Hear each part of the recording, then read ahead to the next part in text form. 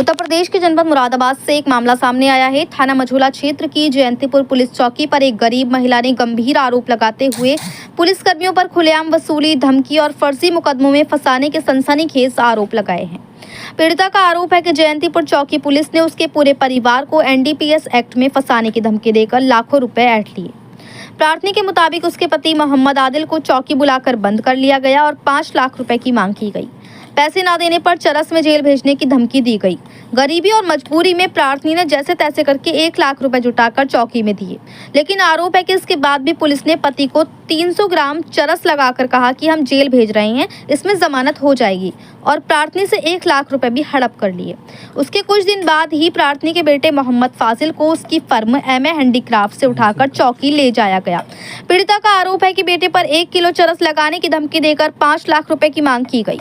जब प्रार्थना बेटे को छुड़ाने चौकी पहुंची तो उससे कहा गया कि हमारी चौकी का दलाल मुशाहिद है, उसी से बात करो। आरोप है कि दलाल के जरिए 5 लाख रुपए की मांग की गई। प्रार्थना ने अपने गहने बेचकर 3 लाख रुपए चौकी इंचार्ज को दे दिए। इसके बावजूद बेटे को नहीं छोड़ा गया। बाद में जब पीड़िता की बहू अलीशा ने ADG पुलिस को पूरी घटना की जानकारी दी, तब जाकर देर रात मोहम्मद फाजिल को छोड़ा गया। लेकिन प्रार्थना का आरोप है कि चौकी इंचार्ज नीतीश अब भी 1 लाख रुपए की मांग कर रही हैं। पीड़िता ने पुलिस पर अभद्रता, गाली गलौज और यहां तक कि पति को एनकाउंटर में फंसाने की धमकी देने के भी गंभीर आरोप लगाए हैं। डर और खौफ के चलते पीड़िता का पति शहर छोड़कर बाहर चला गया है। अब सवाल यह है कि अगर पुलिस चौकी में गरीब महिला से खुलेआम वसूली होगी तो इंसाफ की उम्मीद आखिर किससे की जाए। पीड़िता ने पूरे मामले की शिकायत SSP मुरादाबाद से की है। मुरादाबाद से मोहम्मद समीर की रिपोर्ट। क्या नाम है भाई? मेरा नाम आदिल मोहम्मद आदिल परवेज। जी, क्या परेशानी है? सर, मुझे परेशानी ये है, जब से जयंतीपुर चौकी इंचार्ज नीतीश कुमार आए हैं, जब से उन्होंने मेरा जीना दुर्बल कर दिया, मेरी ज़िंदगी ख़राब कर दी है। जब वो आए थे, मैंने 50,000 रुपये उन्हें 30 नवंबर की रात को भेजे थे। मेरा बेटा और मेरे वकील साहब दे के आए थे। उसके बाद उन्होंने 1 दिसंबर को मेरे बेटे को 3:30 बजे, 3:45 बजे के लगभग इसे उठा लिया कारखाने में से, जो लेबर काम वहाँ कर रही थी। इसे उठा के TP नगर चौक पे उन्होंने रख दिया और गायब कर दिया। हमने बहुत कहा, उन्होंने हमें कुछ नहीं बताया। रात को फ़ोन आया 11 बजे मुखबर का, मुशाहिद का, कि दरोगा जी 2.5 लाख रुपये मांग रहे हैं। हम साहब के पास भी गए थे, उनसे भी इल्तिजा करी थी। हमने DGP साहब को भी फ़ोन करे थे, 2 जिनके हमारे पास टाइम और वक्त सब मौजूद है। हमारे वकील साहब नौशाद अली एडवोकेट पे सब पूरी चीज़ तैयार है।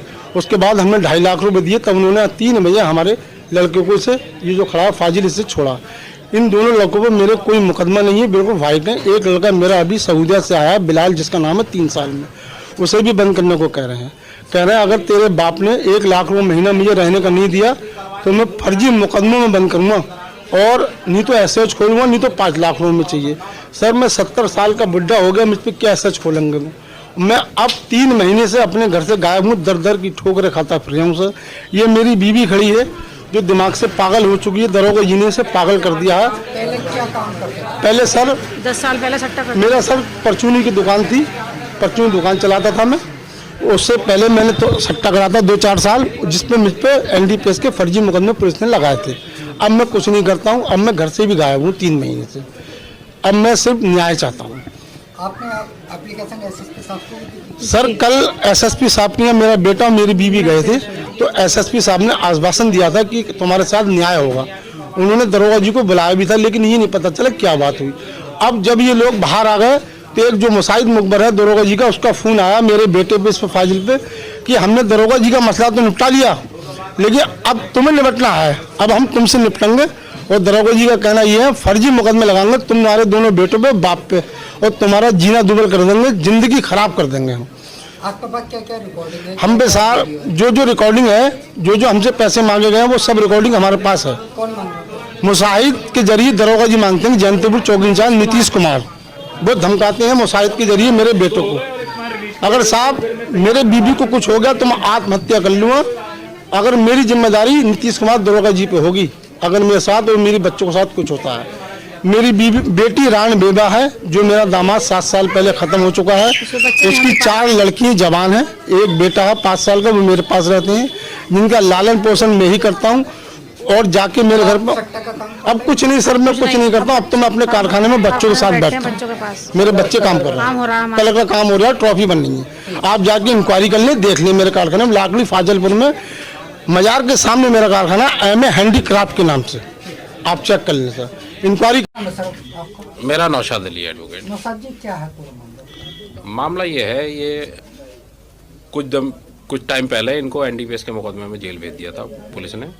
तब इन्होंने मुझे सूचना दी थी कि मुझे गलत तरीके से एनडीपीएस के मुकदमे में जेल भेजना चाहते हैं, तो मैंने इनके खिलाफ़ कार्रवाई की थी पुलिस के खिलाफ़। तो पुलिस ने ये किया था इनसे कि वकील साहब को मत बताना, और इनसे कुछ ले दे गए, इनको जो है हल्की धारा में किसी जेल भेज देंगे, और इनको जेल भेज दिया। उसके बाद ये मुरादाबाद छोड़कर कहीं बाहर रहने लगे।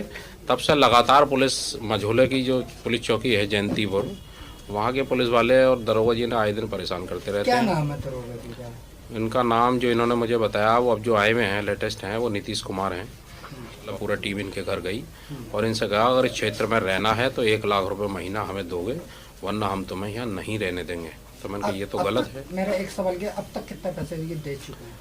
इनका कहना यह है कि 50,000 एक दे चुके हैं और 3 लाख रुपए एक दे चुके हैं पुलिस को, और 1 लाख रुपए इससे पहले दे चुके हैं, और अब भी लगातार 1-1 लाख रुपए की मांग कर रहे हैं, वरना इन्हें एनडीपीएस के मुकदमे में भारी मात्रा में बंद करने की धमकी दे रहे हैं। और इसी धमकी से परेशान और आहत होकर ये मेरे पास आए, तो मैंने इन्हें पुलिस कप्तान साहब के यहाँ पेश करवाया है, और अन्य अधिकारियों को भी इसकी जानकारी दी गई है, प्रार्थना पत्र दिए गए हैं। और इसके बावजूद भी अगर इन्हें इंसाफ नहीं मिलता तो मैं अदालत का दरवाज़ा खटखटाऊंगा, और अदालत से उम्मीद है कि इन्हें इंसाफ मिलेगा। कैसे ये बताना है, एसपी साहब से भी मुलाकात हुई थी? जी, आश्वासन दिया है कि जो भी होगा जांच में, जो भी होगा कार्रवाई की जाएगी, और कप्तान साहब ने इन्हें आश्वासन दिया पूरा जो भी होगा जांच के आधार पर कार्रवाई की जाएगी।